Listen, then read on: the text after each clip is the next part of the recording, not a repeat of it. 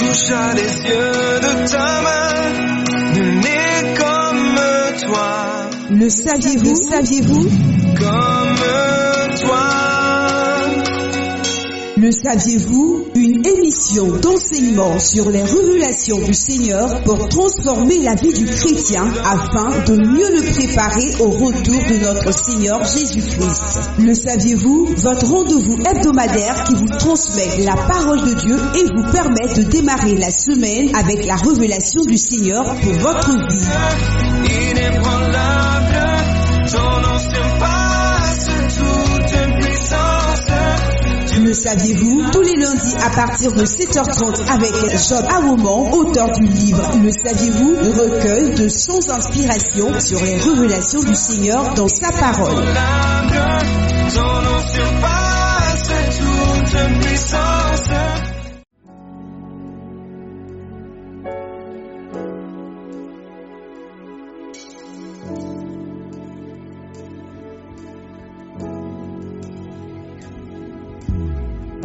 Alléluia, soyez bénis au nom puissant de notre Seigneur Jésus-Christ.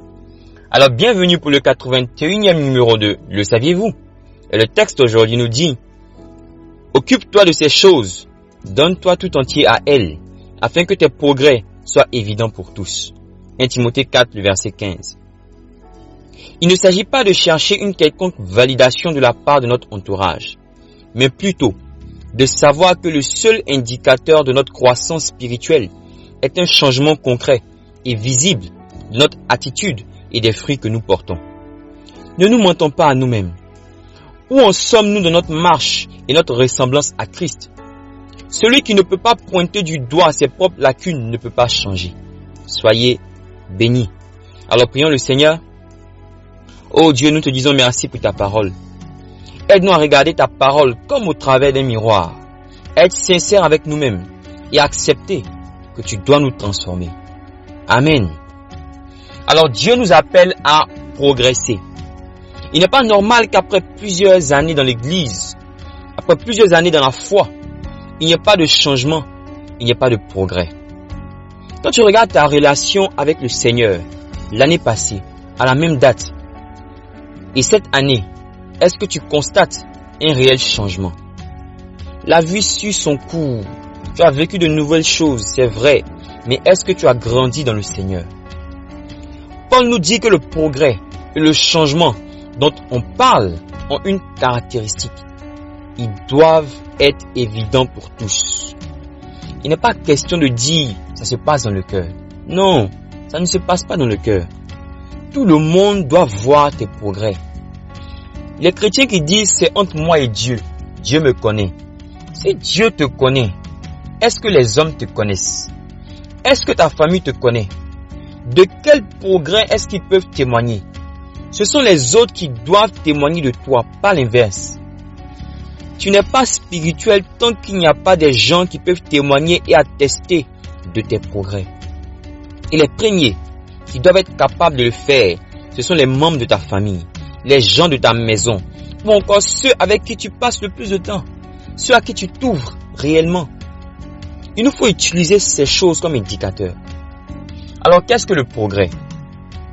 Selon le dictionnaire, le progrès est un mouvement en avant dans un domaine ou dans plusieurs domaines. Toujours selon le dictionnaire, le progrès, c'est toutes sortes d'avancements, d'augmentation, en bien ou en mal. Donc, on peut progresser dans le bien et on peut progresser dans le mal. Quand on parle de progrès, cela signifie, comme on l'a vu précédemment, que l'on fait un mouvement en avant. Et si l'on fait un mouvement en avant, c'est obligatoirement dans une direction, donc vers quelque chose. Donc lorsqu'on parle de progrès, on parle nécessairement de destination. C'est la destination finale qui détermine si l'on progresse ou pas. Donc vous convenez avec moi que si vous voulez ouvrir une porte en face de vous et que vous marchez à reculons, vous n'allez jamais l'ouvrir. De la même manière, si vous allez devant, mais que vous n'allez pas tout droit vers la porte, mais que vous êtes distrait par exemple par votre téléphone, vous vous décalez un peu à gauche, vous allez atterrir vers le mur et non pas vers la porte. Maintenant, qu'est-ce que le progrès selon Dieu? pour comprendre le progrès selon Dieu, on va regarder la destination vers laquelle Dieu veut nous envoyer pour comprendre ce qu'est le progrès selon lui. Prenons Éphésiens, versets 11 à 13, le chapitre 4.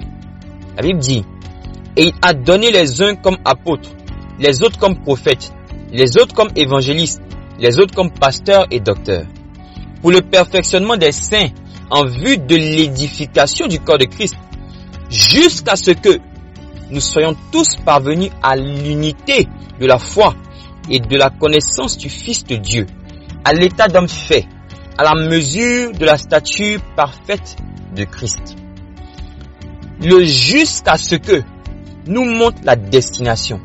Et ce qui vient avant nous montre le processus. Donc, Éphésiens chapitre 4, versets 11 à 13, nous donne une des définitions du progrès spirituel. Dieu dit qu'à travers les 5 ministères, nous sommes perfectionnés. Le mot qui a été traduit par perfectionné veut dire aussi équipé complètement. Donc, nous sommes équipés afin d'être édifiés et afin de servir. Donc, le progrès se matérialise par 2 choses, l'édification et le service. Celui qui n'a pas ces 2 choses est en train de régresser. Et si tu sers alors que tu n'es pas édifié quelque part, tu vas régresser ou tu vas faire du surplace. Il y a des choses, si on ne t'a pas dit ou si on ne t'a pas conduit, tu vas prendre du temps pour les découvrir. Tu vas perdre du temps. Et si tu es édifié et que tu ne sers pas, ou que tu n'as pas pour projet de servir, tu n'es pas en train de progresser. Tu fais du surplace et tu vas finir par régresser, malgré tous les remarques qu'on va te donner. Pourquoi? Parce qu'il y a des choses qu'on va t'enseigner. Il y a des choses que tu ne vas découvrir toi-même et dans le service. Amen. Et tout ça, c'est pour qu'à la fin, on atteigne la stature parfaite de Christ. Christ était un homme fait, ayant la connaissance de Dieu et ayant la foi. Donc, celui qui atteint la stature parfaite de Christ est un homme fait. Homme avec H majuscule, donc les femmes aussi sont incluses. Ayant la connaissance du Fils de Dieu, et celui qui a la connaissance du Fils de Dieu, celui qui a connu le Fils, a aussi connu le Père. Et c'est aussi quelqu'un qui a atteint l'unité de la foi. L'unité de la foi, qu'est-ce que c'est? Alors l'unité ou encore l'unicité de la foi est une foi stable, que ce soit du point de vue doctrinal ou du point de vue de l'expérience. À ce stade, il y a des choses sur lesquelles la personne ne discute plus et sur lesquelles la personne a de la connaissance à la vérité, parce qu'elle connaît dans la parole et parce qu'elle l'a vécu et expérimenté, donc elle connaît aussi dans l'expérience. Alléluia. C'est un niveau qu'ont atteint des personnes qui marchent avec le Seigneur et qui le connaissent réellement, des pères dans la foi. L'édification et le service. À quoi est-ce que cela sert par rapport à l'unité de la foi? L'édification va te permettre de connaître dans la parole. Donc, en ce qui concerne l'unité de la foi, d'avoir la doctrine. Mais c'est le service qui va te permettre d'expérimenter ce qu'on t'a enseigné. C'est comme cela que tu vas savoir que certains enseignements ne fonctionnent pas.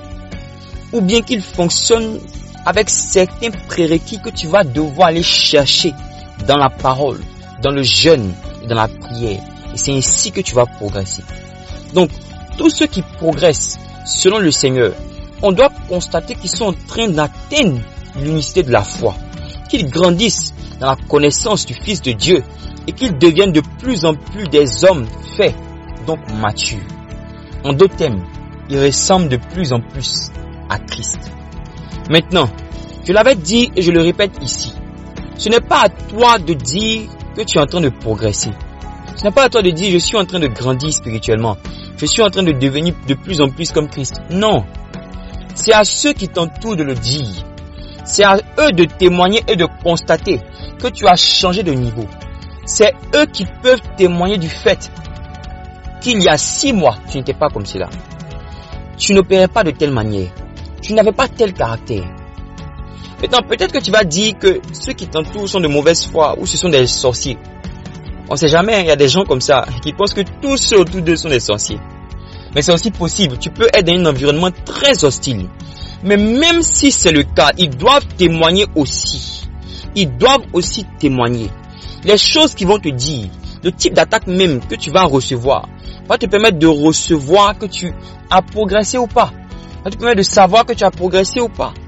Même si les gens ne le disent pas ouvertement, même si les gens ne sont pas honnêtes, à un moment, ils vont te dire ce qu'ils ont dit à Jésus dans Marc 6, verset 3.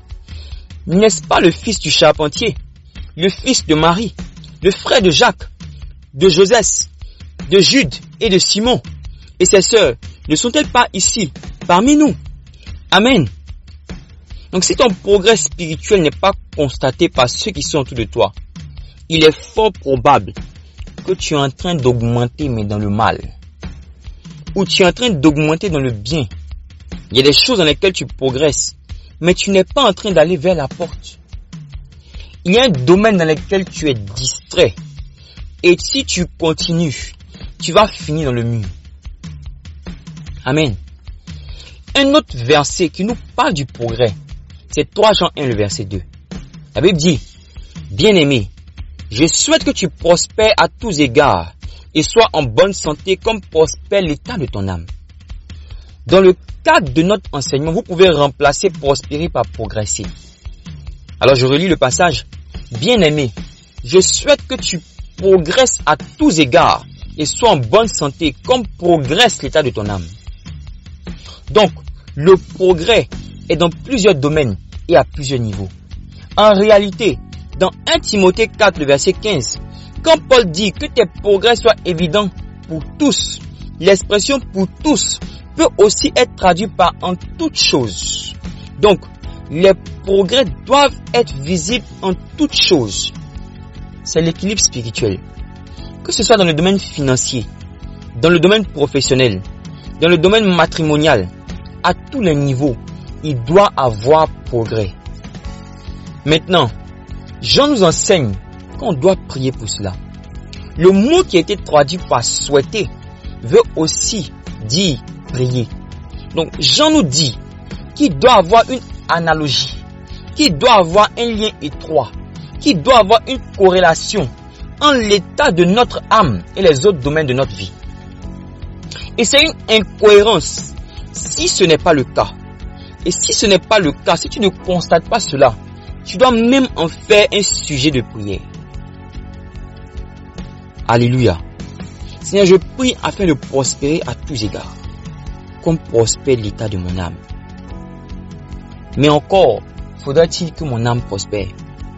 Alors, on va lire 2 passages par lesquels on va comprendre ce que voulait dire Jean. Et en même temps, on va comprendre ce que veut dire prospérer dans l'état de notre âme. Alors, on va aller rapidement. On va prendre Josué chapitre 1, le verset 8. La Bible dit que ce livre de la loi ne s'éloigne point de ta bouche. Médite-le jour et nuit pour agir fidèlement selon tout ce qui est écrit. Car c'est alors que tu auras du succès dans tes entreprises. C'est alors que tu réussiras. Donc, Dieu a dit à Josué qu'il va avoir un lien entre la manière dont il va méditer la parole, la manière dont il va mettre la parole en pratique et la manière dont il va réussir dans tout ce qu'il entreprend.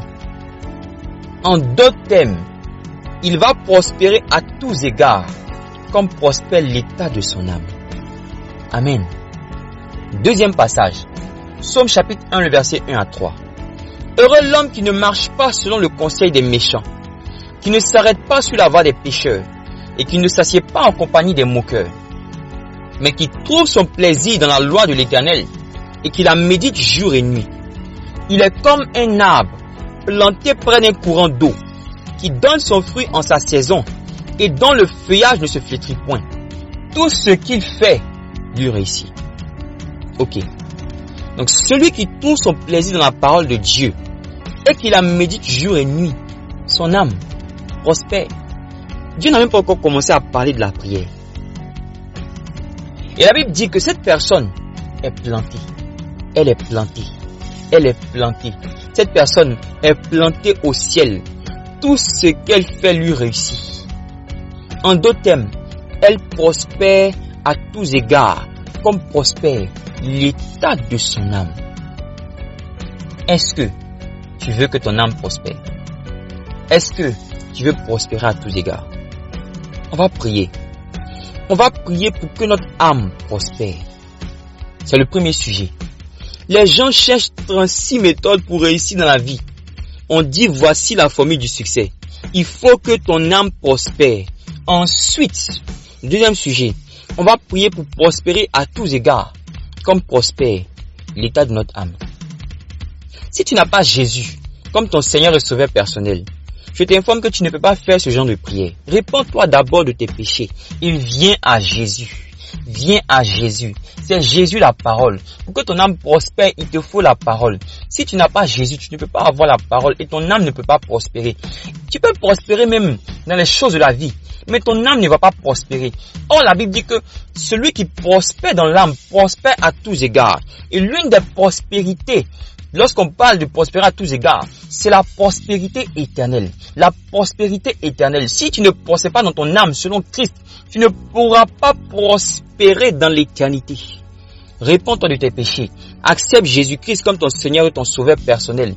Alors que nous allons prier pour prospérer à tous égards, toi, prie pour que Jésus entre dans ton cœur pour prospérer dans l'éternité. Alors prions. Seigneur, je veux te dire merci, je veux te rendre grâce pour ta parole. Ta parole qui nous ouvre les yeux et qui nous permet de pouvoir se rendre compte que nous avons besoin de prospérer dans notre âme.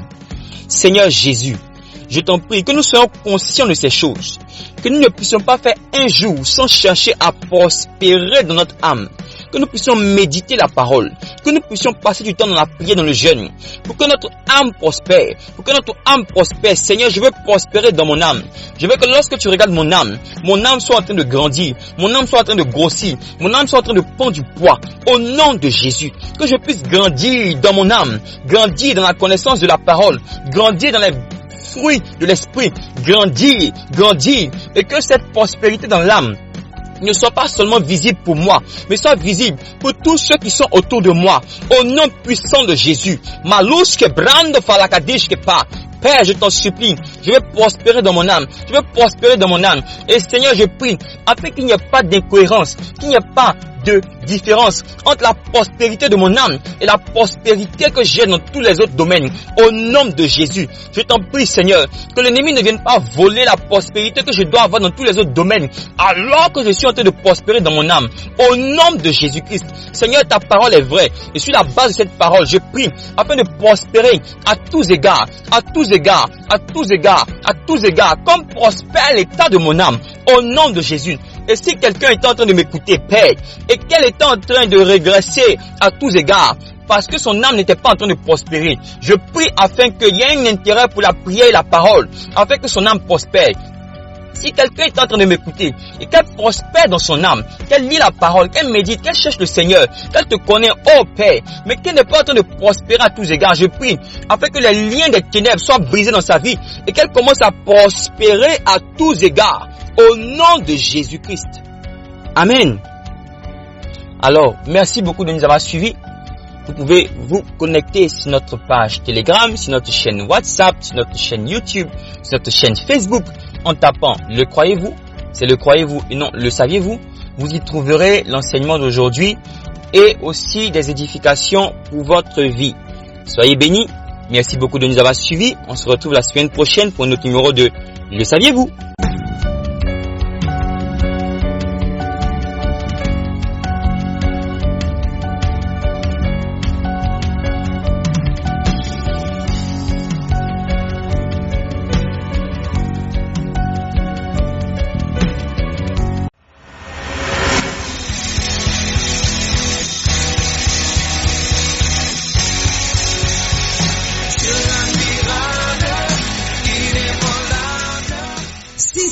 Le saviez-vous avec Job Awoman, auteur du livre Le saviez-vous, recueil de sons d'inspiration sur les révélations du Seigneur dans sa parole. Rendez-vous chaque lundi à 7h30 sur Radio La Voix Sainte pour un autre rendez-vous de Le saviez-vous.